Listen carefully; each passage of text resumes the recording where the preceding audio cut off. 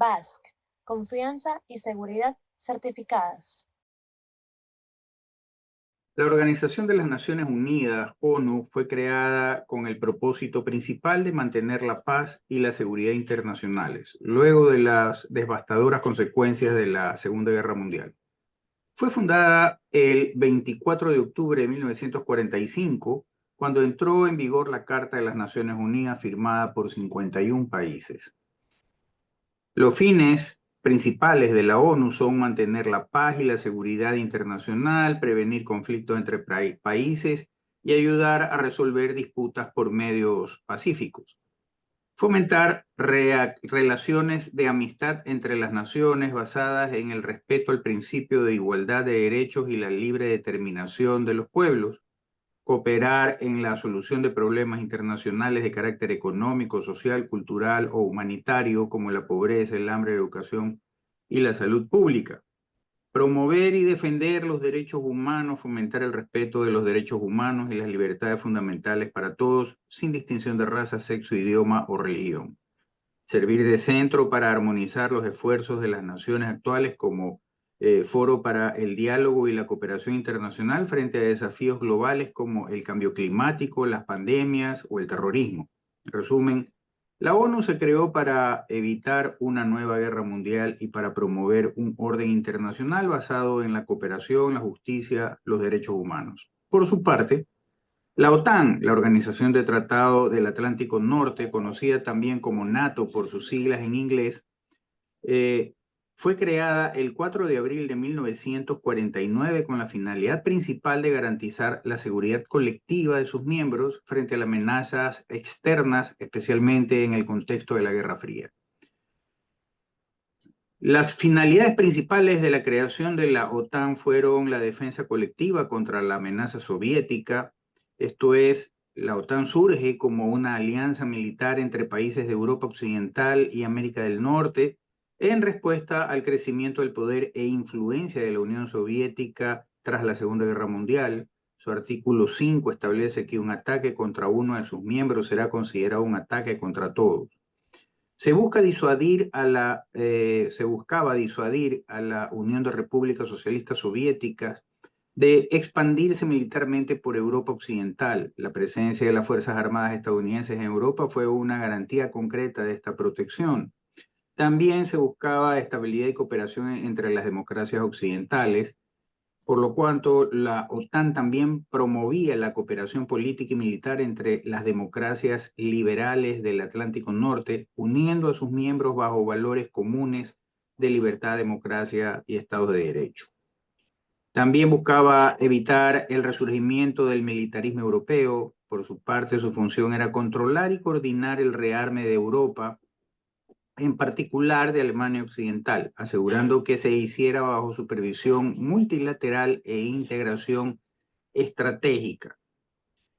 Para poder determinar estas situaciones, si la OTAN y la ONU siguen siendo vigentes frente a las conflagraciones que existen entre Rusia y Ucrania y ahora entre Israel e Irán, hemos invitado a la internacionalista María José Cronfle Alvear, graduada en la Universidad de Navarra, con quien estaremos conversando para tratar estos temas.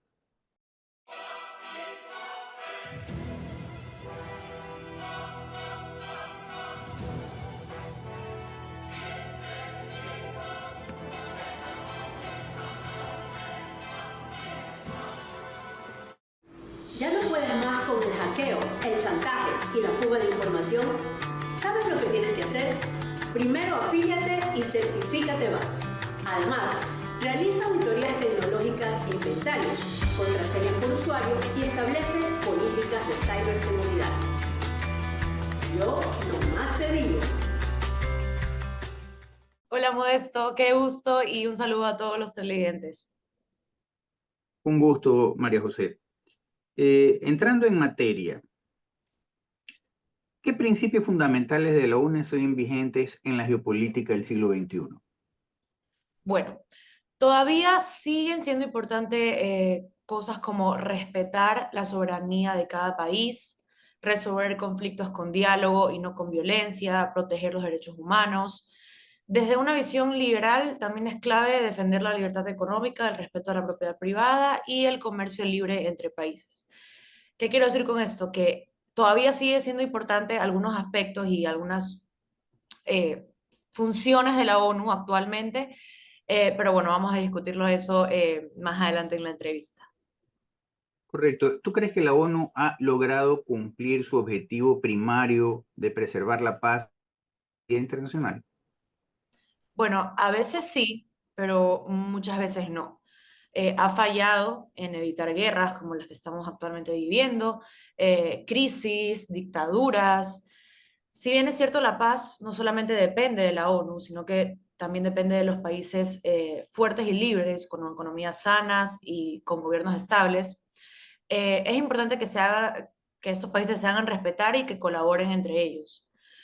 Lo que realmente ayuda a la paz es el libre comercio, el respeto entre naciones y, vuelvo a repetir, sí, el objetivo de la ONU primario, que es preservar la paz y la seguridad, a veces funciona y a veces no, porque han habido muchas fallas desde la creación de esta organización.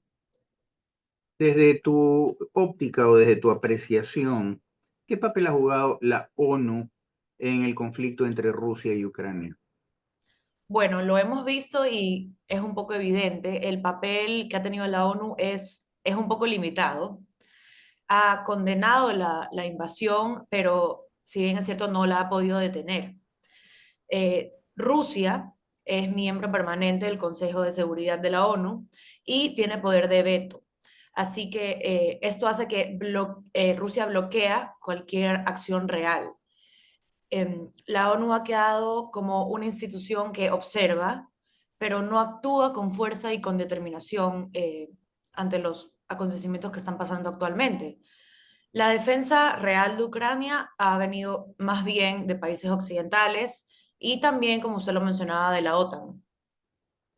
Ahora, ¿por qué la ONU no ha logrado mediar eficazmente en la crisis Israel-Palestina, en el enfrentamiento con Irán?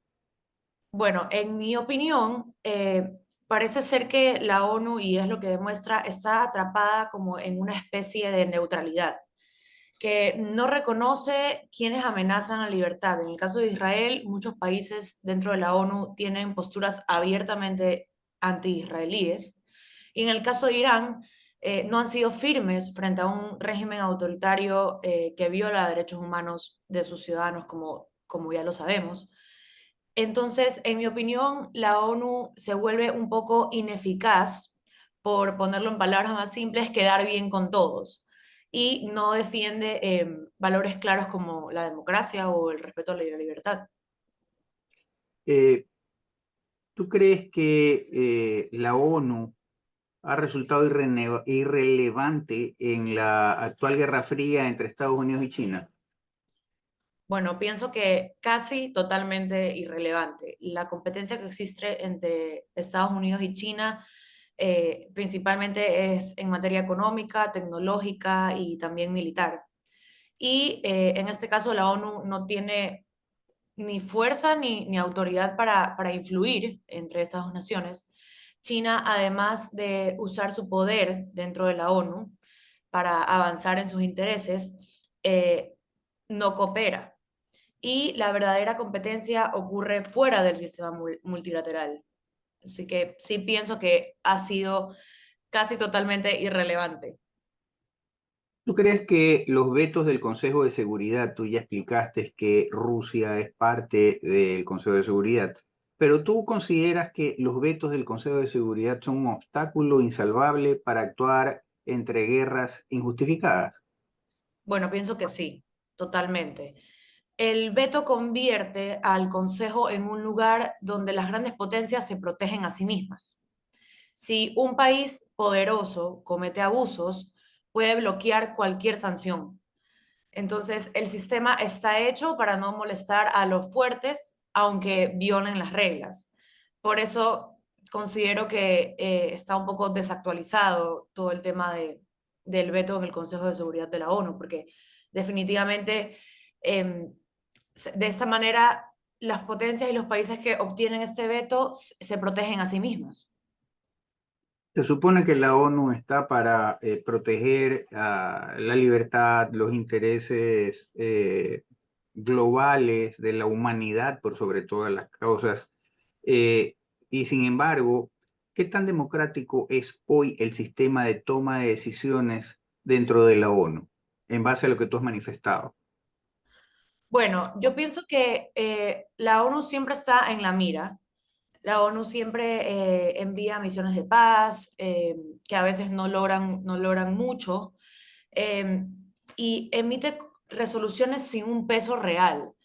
Democrático, pensaría que sí lo es, porque definitivamente hay países que forman parte de la ONU y de esta forma ellos votan, ellos discuten, pero al mismo tiempo la ONU es como que si, como lo dije anteriormente, está como encerrado la organización en una neutralidad que quiere quedar bien con todos los países y eso no se puede, porque definitivamente tenemos países débiles, como por ejemplo Venezuela, que Venezuela forma parte de la ONU y se les da, digamos, un, un voto, un habla, que realmente estos funcionarios que son enviados por la dictadura de Nicolás Maduro no, no, no pueden mediar tampoco por su propio país porque ellos están de acuerdo con lo que pasa en Venezuela, por ejemplo.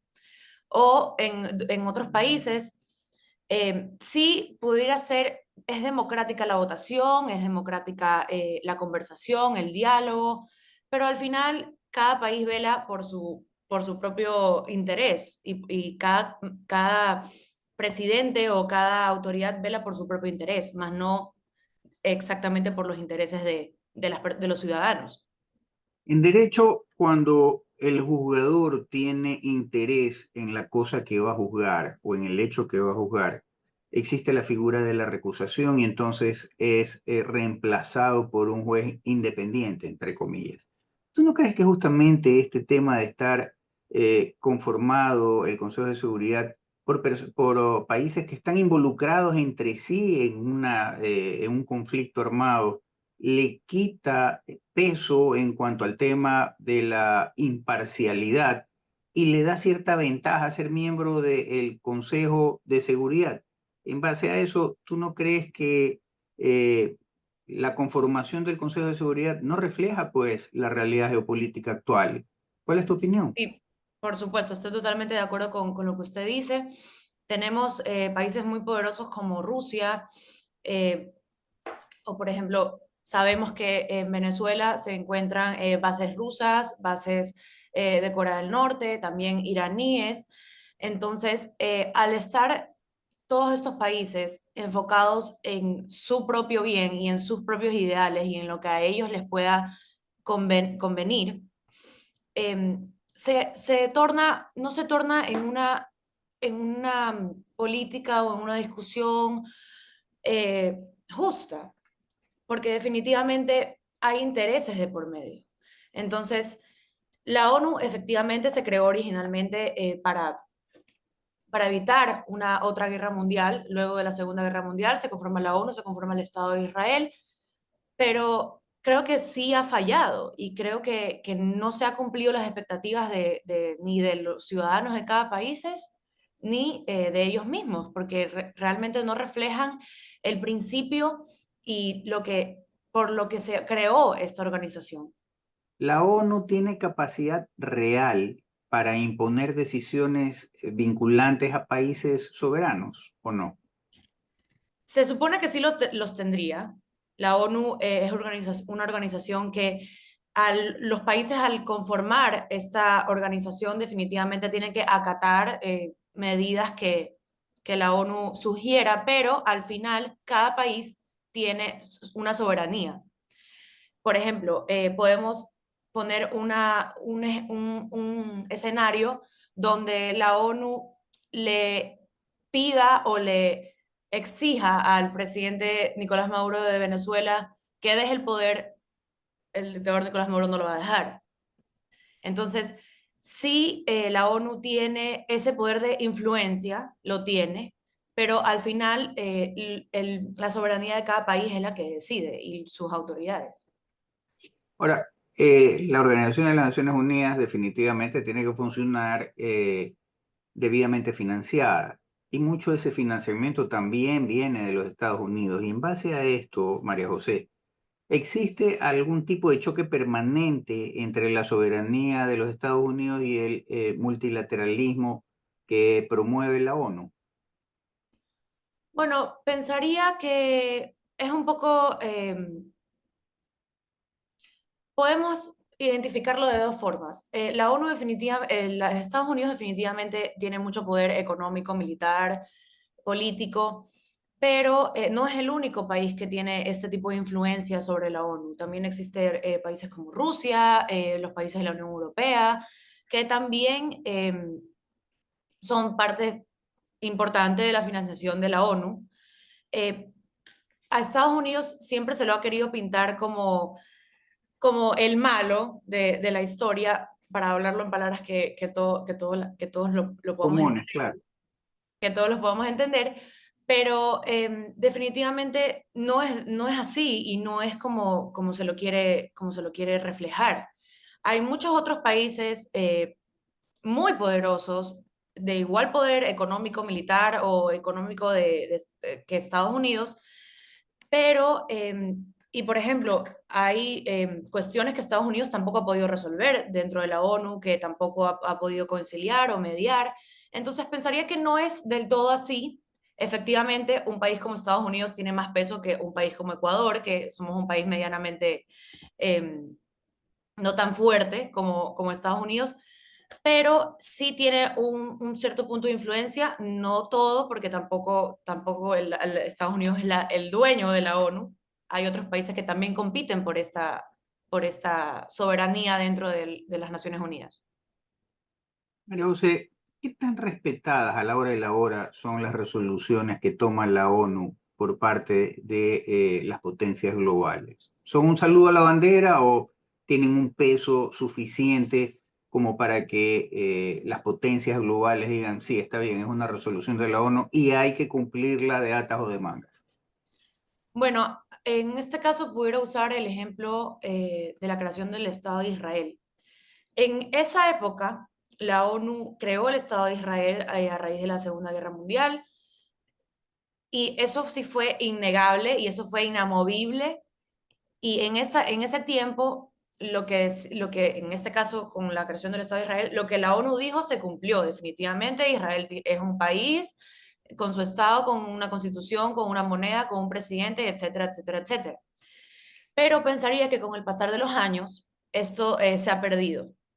Porque como ya hemos estado conversando a lo largo de la entrevista, la ONU tiene un papel importante en la política internacional de todos los estados, de todos los países, pero al final no, en la ONU tampoco puede imponer lo que ellos piensan, lo que ellos hayan votado o lo que ellos hayan discutido en el Consejo de Seguridad o en los congresos. Yo pensaría que inicialmente con el objetivo que se fundó la ONU y con todos sus reglamentos, sí fue importante y sí se acataban las órdenes y, por ejemplo, la creación del Estado de Israel. Pero actualmente eso se ha perdido porque vemos países como Corea del Norte, que están totalmente aislados del mundo, que la ONU o diferentes actores internacionales han intentado mediar, conciliar, pero la ONU no puede hacer mucho porque, como vuelvo y repito, la soberanía de un país está por encima. María José, mucho se habla de la Agenda 2030. Se viene hablando ya durante algún tiempo del tema de la Agenda 2030, que tiene que ver con el cambio climático, circunstancias de género, ahora la inteligencia artificial, la cibernética, la guerra con inteligencia artificial y tal. ¿Qué papel, a tu criterio, qué papel juega la ONU en la regulación de estas nuevas amenazas? Bueno, El caso de la Agenda 2030 es un poco complicado, porque al ver que no han podido llegar a estos objetivos hasta el 2030, que faltan 5 años, lo han extendido hasta el 2045. Entonces, todas estas medidas que se hablan en la Agenda 2030 definitivamente no son cosas malas, no son cosas que no es nada malo, cambio climático, pero hay ciertas cosas que la agenda progresista está tratando de imponer no tanto a los países, sino a los ciudadanos y a todos los habitantes del mundo.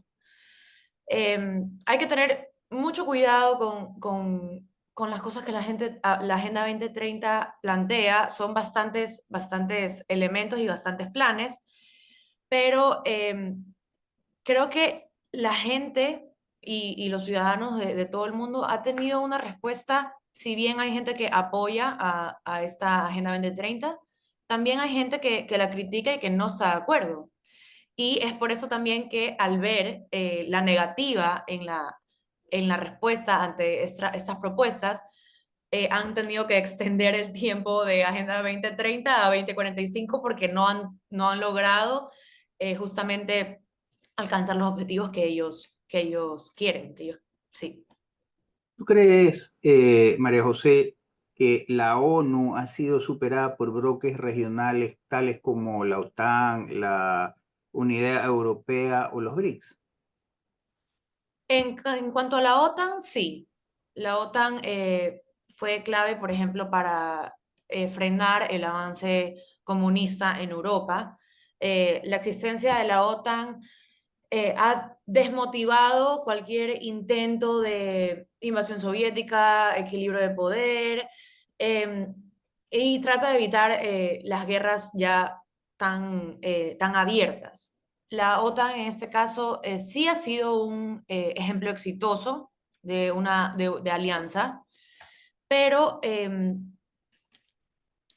en mi parecer la OTAN tiene el mayor poder, no tanto organizaciones como BRICS o otras organizaciones que efectivamente entre ellos, entre los países que la conforman, pueden llegar a acuerdos, a negociaciones, a libre tratado, pero en mi opinión la OTAN por supuesto es la más fuerte y la que más influencia tiene en todo el mundo. ¿Tiene que ver de alguna manera, a tu criterio, María José, el hecho de que la ONU tenga como finalidad el evitar guerras y por otro lado la OTAN tenga como finalidad defenderse ante la posibilidad de un ataque? Estos son las dos caras de la moneda que de una manera u otra, si bien es cierto, las Naciones Unidas tienen los denominados cascos azules, que son fuerzas militares de paz, que se han visto también involucradas en conflagraciones. Por otro lado, el tema de la OTAN es netamente de defensa, de autodefensa, y por lo tanto tienen que ver con armamento, fuerzas militares, terrestres, navales, aéreas, etcétera. ¿Tú no crees que esto hace el peso y la diferencia de ambas organizaciones?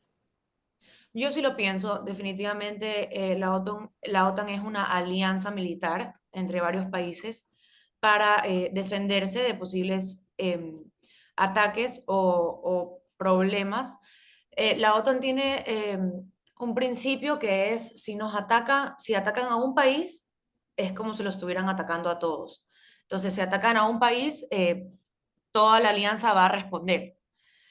En cuanto a la ONU, vuelvo a decirlo, la ONU tiene una cierta influencia entre los países, entre sus miembros, entre el Consejo de Seguridad, pero no es un armamento o no son países, o sea, no es un país que pueda ellos atacar o defender. Efectivamente tiene esta cuestión de los cascos azules, pero es diferente contra, por ejemplo, un país miembro de la OTAN que tiene un ejército. ¿Me explico? Correcto. Sí, porque de hecho los cascos azules está conformado por fuerzas militares de los integrantes de la ONU, o sea, de los países que integran la ONU. Sí, Sin lugar a correcto. dudas, básicamente es un tema de prevención y disuasión y lo otro es simplemente un tema de autodefensa. Es Sí. correcto. Ahora, con todo lo que tú has manifestado, ¿cuál crees que es la percepción del mundo frente al tema de la ONU? Porque pareciera ser, como tú bien has dicho, se la ve medio debilitada, no tiene una fuerza, más allá de la fuerza moral, no tiene otro tipo de fuerza, a diferencia de la OTAN. Pero ¿tú no crees que se ha visto desgastada la imagen, como que ya está media caduca la imagen de la ONU? En mi opinión, pensaría que sí y estoy de acuerdo. Em, la ONU no tiene ni fuerza ni autoridad para influir en decisiones de los estados de otros países, principalmente por la soberanía que cada uno de ellos tiene. A lo largo de todo este tiempo, desde la creación de la ONU, efectivamente se han logrado cuestiones importantes en favor de ciertos países, pero al mismo tiempo queda un poco irrelevante, es un poco irrelevante la opinión y el actuar de la ONU, debido a que, por ejemplo, ponía el caso de Venezuela o puedo poner el caso de Nicaragua. Es un país que está totalmente aislado del resto del mundo, se vive una dictadura. Tengo, por ejemplo, un amigo que es nicaragüense y tuvo que, para poder entrar a su propio país, cruzar la frontera por tierra en Honduras para poder entrar a Nicaragua. Y esas cosas no se discuten en la ONU, ni aunque se discutieran, tienen una relevancia realmente que cómo puede ser posible que hay personas que incluso en Nicaragua se les quita y se les retira el pasaporte de su propio país. Entonces, ese tipo de actuar de diferentes estados, que por supuesto hay bastantes, aunque quisiéramos o pensaríamos que no, hay muchísimos estados en dictadura o una dictadura solapada. En ese caso, sí creo que la ONU ha quedado un poco, se ha quedado atrás y se ha quedado en En deuda con el en resto de la una comunidad. posición de, es un poco irrelevante o se queda en deuda con la gente, con los países, porque realmente no hay una acción concreta. Sí, y además, ¿no te parece también, María José, que si analizamos nosotros los últimos 30 años del rol de la ONU, por no decirte los últimos 40 años, resulta que en la práctica la ONU ha sido el estrado donde todos los países han manifestado su posición y nada más?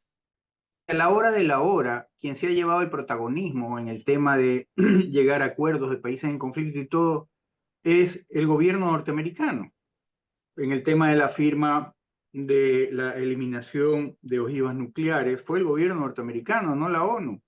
En el tema, luego de la guerra del Yom Kippur, entre justamente Israel Palestina, resulta que fue el gobierno norteamericano. En la caída Correcto. del muro de Berlín Correcto. y en el tema de la perestroika, también Ronald Reagan, ahí hubo una triangulación, Ronald Reagan, el Papa Juan Pablo II y Lech Walesa, este triángulo hace que de una manera u otra se precipite la caída del muro de Berlín, la perestroika y la salida y la desintegración del bloque soviético. Y entonces resultaría ser que como que la ONU quedó simple y llanamente como la palestra o el escenario donde decir las ideas, quejarse, pero al fin y al cabo el protagonismo real, ¿no te parece que se lo lleve el gobierno norteamericano? Y eso haría pensar o reforzar la sensación de el resto del mundo, de aquellos que pensamos que la ONU realmente en estos momentos no tiene justificación. Sí, definitivamente no tiene justificación. Eh, no quiero sonar tan dura, pero a veces es un poco una pérdida de tiempo porque los países mandan a sus delegados, mandan a sus autoridades, los envían a los diferentes congresos, diferentes escenarios, pero realmente no se llega a nada. Y tal como usted lo ha dicho, el gobierno de los Estados Unidos siempre es el que media, siempre es el que trata de de mediar, de ver cómo se llegan a acuerdos, tal como ahora en lo que pasó hace unas semanas con Irán e Israel, el gobierno de Estados Unidos fue el que actuó. Entonces, y Con Ucrania y Rusia con también. Ucrania y Rusia totalmente, entonces la ONU queda como aparte, como no Testigo queda de piedra. Es un testigo de totalmente, piedra. totalmente. Entonces, a veces sí es una pérdida de tiempo, es una burocracia bien grande y realmente no dan una solución, no se resuelven las cosas, no dictan medidas, no, por ejemplo, en el caso ahora de Rusia y Ucrania, creo que nadie pudiera decirme una acción concreta que la ONU haya hecho para parar la guerra. BASC, confianza y seguridad certificadas. ¿Ya no puedes más con el hackeo, el chantaje y la fuga de información? ¿Sabes lo que tienes que hacer? Primero afíliate y certifícate más. Además, realiza auditorías tecnológicas e inventarios, contraseñas por usuario y establece políticas de ciberseguridad. Yo nomás te digo. Claro, ni siquiera tampoco en el tema de vamos a hablar en términos coloquiales, de la repelada que le pegó el presidente Trump a Zelensky en la Casa Por Blanca. supuesto. No ha Sí, dicho que ni fue pío. una... Un hecho bochornoso, por decirlo lo menos, ¿no?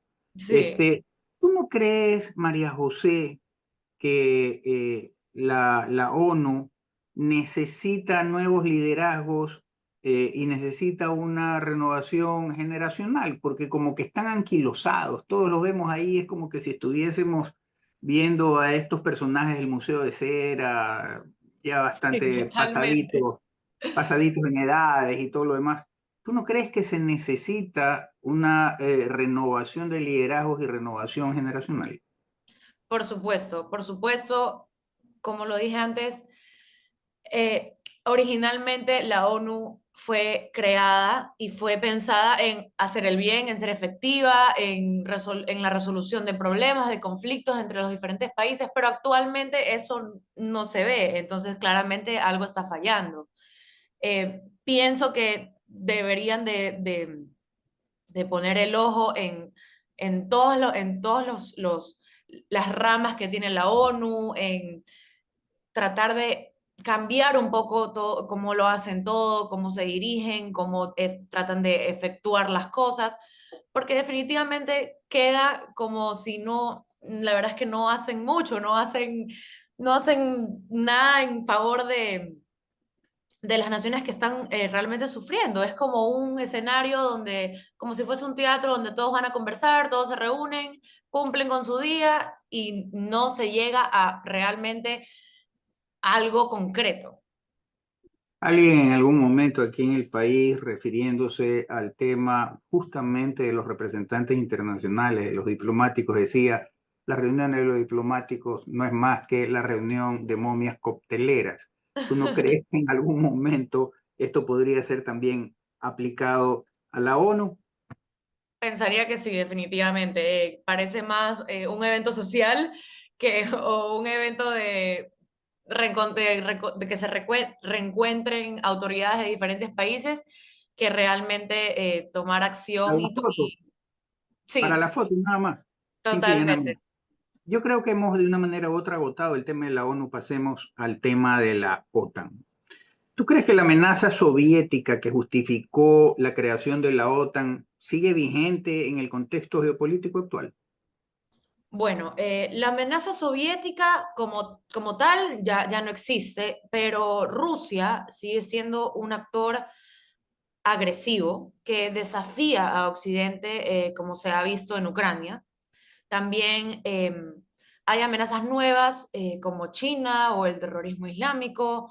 Por eso la OTAN sigue siendo necesaria, ya que protege a las democracias liberales, garantiza también la seguridad frente a regímenes autoritarios y pienso que efectivamente la amenaza soviética ya no existe porque la Unión Soviética ya no existe, pero de igual forma Rusia sigue siendo un actor agresivo y peligroso que desafía al resto de países y a Occidente. Sin lugar a dudas, el presidente de Rusia, Putin es un personaje muy particular. Es un Total. personaje en el que algunos de sus críticos dicen que tiene más o menos aquella reminiscencia de la Rusia de los zares.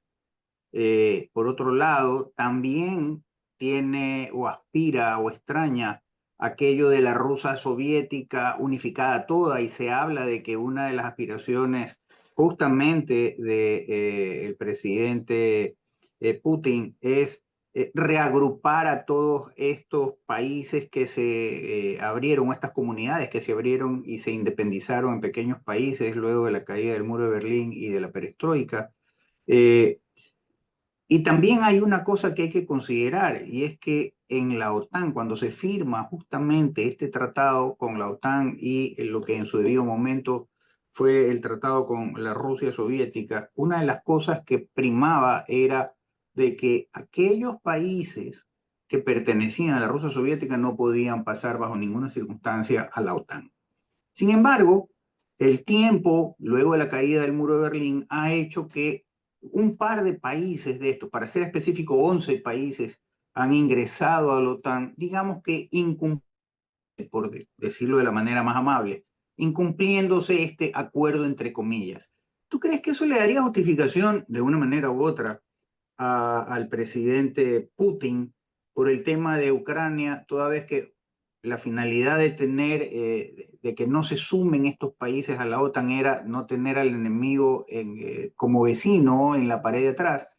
Y resulta que en el caso de Ucrania, definitivamente que quiere entrar a la OTAN, que es una de las cosas que lo ha impedido a la OTAN el poder aceptarlo, es, a ver, un momentito, una cosa es ponerme al enemigo y otra es tenerlo a distancia para poder reaccionar. ¿Tú no crees un poco que estaría o no justificado, para ser concreto, estaría o no justificada la invasión de Rusia como un tema de autodefensa, como lo dice también Israel referente a los ataques con Irán? Bueno, en ese caso, el artículo 5 de la OTAN dice que un ataque a un miembro es un ataque a todos. Entonces, efectivamente, a Rusia no le conviene que Ucrania forme parte de la OTAN porque en ese momento, si atacan a Ucrania, atacan al resto de los países miembros y eso sí sería una locura, ya que esta organización y este artículo toma cualquier amenaza internacional contra un país miembro como propia. Es Claro, por decir, eso es que no lo aceptan en por, la OTAN. correcto, porque es decir, si Rusia ataca a Ucrania y Ucrania, supongamos que es miembro de la OTAN, es como si estuvieran atacando al resto de países también. Entonces, todos los países se van a ir en contra de Rusia también. El tema de Rusia-Ucrania es una guerra que ya viene hace un tiempo, hace varios años, y en mi opinión, tal como lo hemos hablado durante la entrevista, no se ha visto de parte de la ONU o de otras organizaciones mano dura contra la guerra. Nadie ha querido como intervenir explícitamente. Estados Unidos sí, Estados Unidos, como ha pasado en otros conflictos, es el que saca la cara por el mundo, pero es un tema bastante complicado que no creo que se resuelva tan pronto.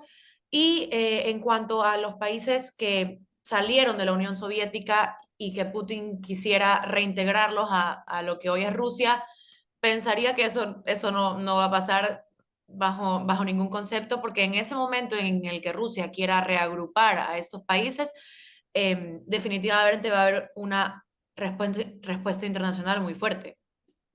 Sin lugar a dudas, y de hecho, si lo comparamos con aquello que los musulmanes también, Al Qaeda y todos estos decían, recuperemos el tema de los califatos, y entonces imagínate, hasta España, que es donde vives, estaría metida en ese lío.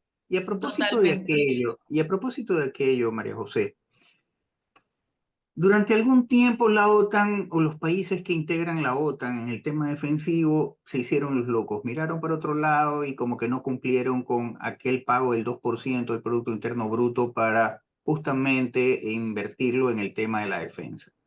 Con la llegada del presidente Donald Trump, como de costumbre, dio un par de tacazos en el piso y dijo, a ver, señores, pongámonos en orden. Ya no solamente es que tienen que pagar el 2%, tienen que pagar el 5% porque la amenaza con Rusia la tienen ahí a la puerta, a la vuelta de la esquina. Correcto. Si bien es cierto, esta posición medio cómoda, por decirlo de una manera amable, de los países europeos que integran la OTAN, resulta que ahora muchos de ellos, solamente me parece que España se ha opuesto al tema del incremento del pago, eh, y esto trajo como consecuencia dos expresiones, una del canciller alemán que decía, bueno, si España no quiere contribuir, que comience a aprender ruso, y por otro lado, Giorgia Meloni de Italia dijo, todos hemos firmado, todos hemos estado de acuerdo, inclusive España en un momento determinado, y ahora ¿por qué eh, se niega a esto? ¿Cuál es la justificación? Tú que vives en España y que tienes más de cerca el tema del gobierno español, eh, ¿a qué crees que hay esta negativa, esta oposición del gobierno español al pago del incremento de la contribución para el tema de la defensa en la OTAN? Porque al fin y al cabo correría riesgo también, ¿o cuál es la postura? Por supuesto. Históricamente España ha sido un país un poco neutral en el tema de guerras y no ha querido involucrarse mucho a lo largo de todos los años, pero actualmente España definitivamente pensaría y creo que es un error de parte del presidente del gobierno, Pedro Sánchez, eh, porque este pago que se están haciendo entre los miembros es justamente para poder incrementar la defensa. La OTAN hoy no solamente está enfocada en tanques de guerra y en fronteras, sino también en amenazas modernas como las que estamos viendo hoy en día, como pueden ser ciberataques, inteligencia artificial, terrorismo. Entonces, la OTAN está invirtiendo no solo en armamento de ejército Convencional, de guerra convencional. de guerra convencional totalmente, sino que también está invirtiendo en defensa digital, en protección de infraestructura, en alianzas tecnológicas y esto es un poco, me parece un poco incoherente de parte del gobierno español que no estén invirtiendo ese porcentaje, ya que es un beneficio para ellos mismos en el caso de que en algún momento pase algo, porque ningún país está exento de que lo ataquen. Hemos visto Hagamos también. hagamos un esfuerzo, María José, en el sentido de hilemos fino, tratemos de hilar fino, vamos a especular. Sí, Y las especulaciones siempre parten de un hecho real y los supuestos son supuestos imaginarios, probabilidades. Teniendo claro que el gobierno español de Pedro Sánchez es de la línea de izquierda progresista, entre comillas, yo no sé por qué le dicen progresista si todos los países que le aplican están en la ruina, pero sí, bueno, y en el retraso, pero bueno, estas cosas ya serán objeto de otro análisis. Pero tú no crees que totalmente. siendo la línea de Pedro Sánchez progresista, que está de la mano con Maduro, de la mano con Rusia, de Putin, que va de la mano con Nicaragua, con todos estos gobiernos progresistas, entre comillas, ¿tú no crees que es un poco el sentido de que ha pesado más la ideología que el interés propio de la nación? Por supuesto, y estoy totalmente de acuerdo. La ideología ha pesado, no diría en el 100%, pero casi, casi, porque em, definitivamente el presidente del gobierno español em, pertenece al PSOE y es un partido político históricamente de izquierda, donde pues ya sabemos cómo los gobiernos de izquierda se comportan, que solamente velan por sus propios intereses. Entonces, no es muy descabellado pensar que definitivamente estos miembros del partido o el presidente o los diferentes ministros no están velando por la seguridad, en este caso, de los propios españoles, sino por la conveniencia de ellos mismos. Y en España se sabe y voy a hablar así muy sutilmente porque no quiero que me deporten, pero en España se sabe que hay muchos, por ejemplo, viñedos, propiedades, campos, propiedad de testaferros de Nicolás Maduro, testaferros de la dictadura chavista desde hace mucho tiempo y se les ha abierto totalmente las puertas. Así que sí, velan por su propia conveniencia, definitivamente. Nosotros acá en Ecuador tenemos un viejísimo refrán que dice, nadie sabe para quién trabaja. Si vemos un poco el tema histórico, la OTAN, luego de la caída del muro de Berlín y luego de la perestroika, como que se tuvo una posición muy cómoda, y estamos retomando el tema del 2%, que se hizo el loco en el pago el mismo, digamos que ahí estaban, sí, sí, formamos parte de la OTAN, tomémonos un traguito, reunámonos a ver estrategias, juguemos a la guerra y tal. Pero ¿tú no crees que la invasión de Rusia a Ucrania, no, verdad? Como que les dio el campanazo y los despertó y dice, oye, pongámonos atentos al tema, ¿no? ¿Verdad? Porque en cualquier momento se nos vienen encima y entonces se reactiva esta situación de que como que lo ponen, le hacen un llamado de atención a la OTAN y le hacen el favor a los Estados Unidos de decir, ¿sabes qué? Como tienes allá atrás en tu espalda, de cerca de tu frontera, la amenaza rusa, y como además Rusia está de ñañito del alma de China, y como China Total. se convirtió en la fábrica del mundo y quiere ser la potencia desbancando a Estados Unidos, a ver chiquito, alíñate o alíñense, señores Sí.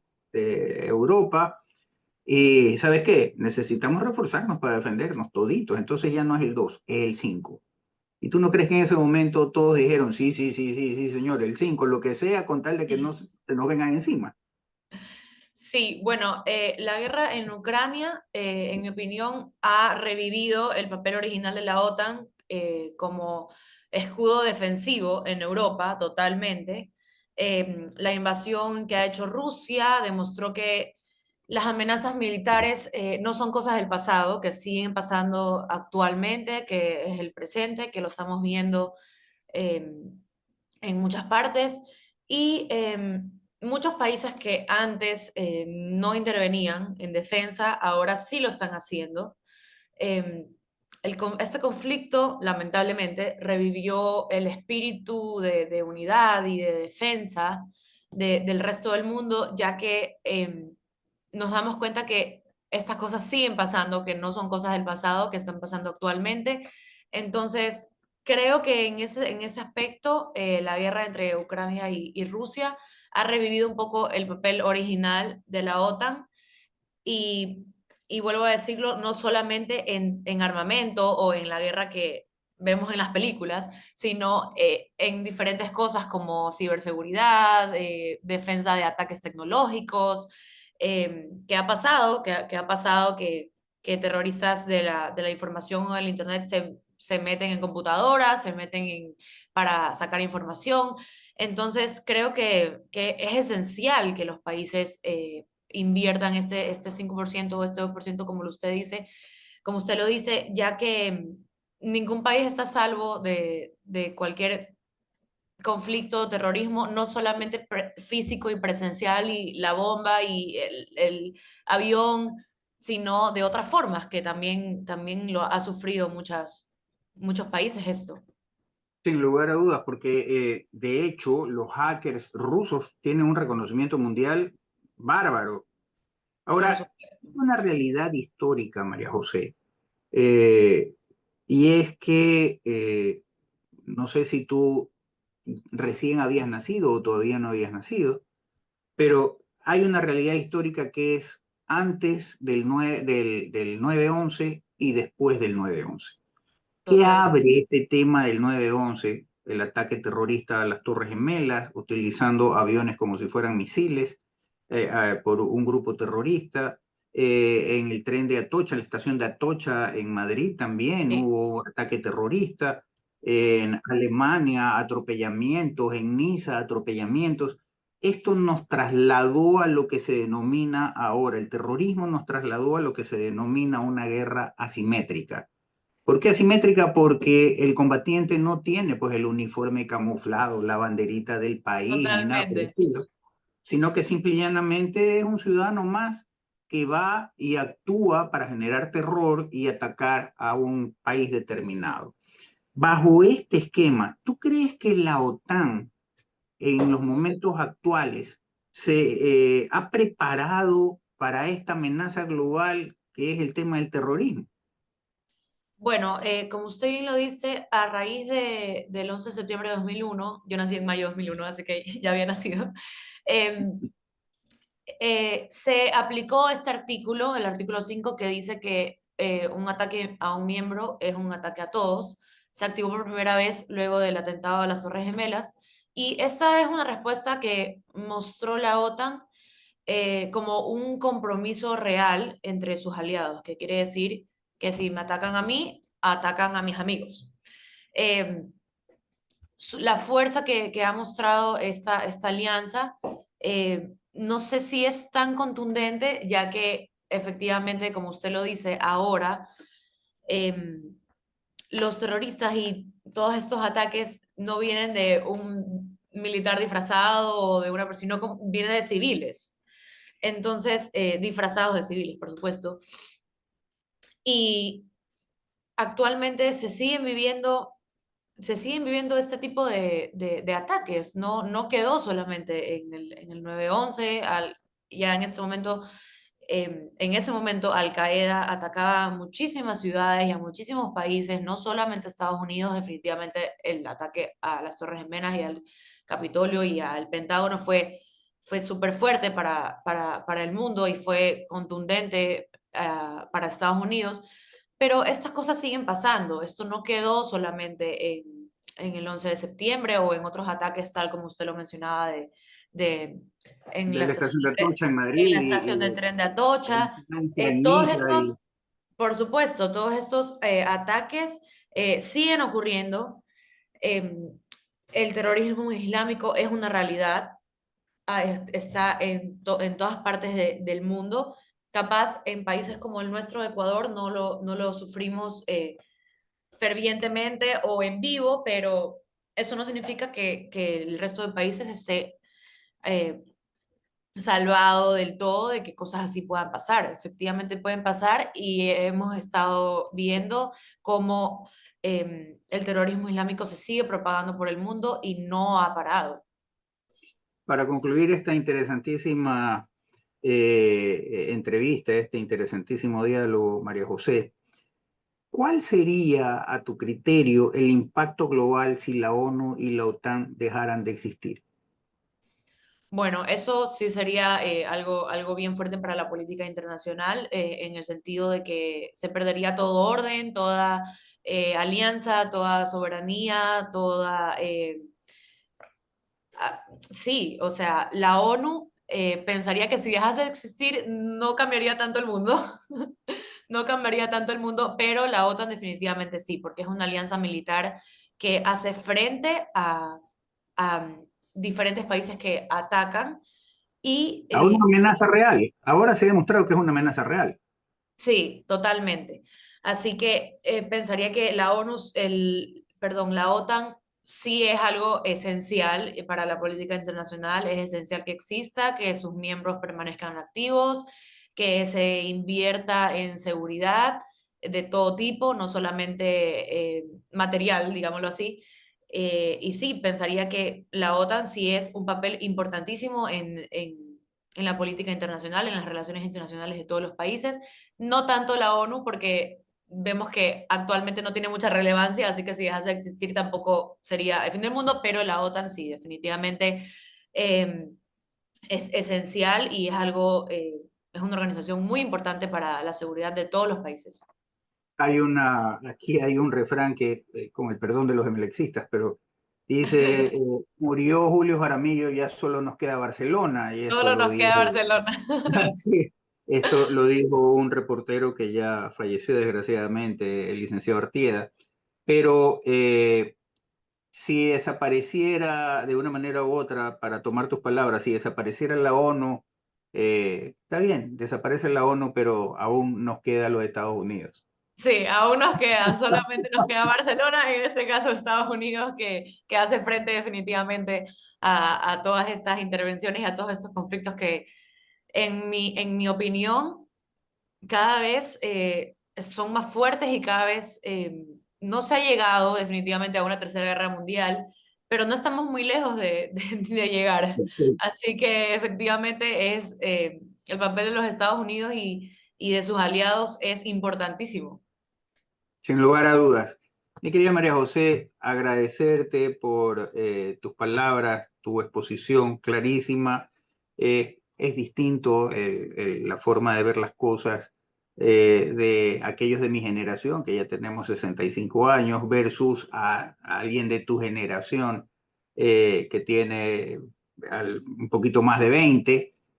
Sin lugar a duda, los tiempos han cambiado y sin lugar a duda, justamente esa óptica es necesarísima por los tiempos que se nos vienen. Agradecerte, María José, y comprometerte para en otra ocasión seguir analizando temas de importancia internacional. Con muchísimo gusto, Modesto. Muchas gracias a usted por darme el espacio y un saludo a todo el equipo y a todas las personas que nos ven. Muchísimas gracias. Buenas Gracias. noches. BASC, confianza y seguridad certificadas. ¿Ya no puedes más con el hackeo, el chantaje y la fuga de información? ¿Sabes lo que tienes que hacer? Primero afíliate y certifícate más. Además, realiza auditorías tecnológicas e inventarios, contraseñas por usuario y establece políticas de ciberseguridad. Yo nomás te digo,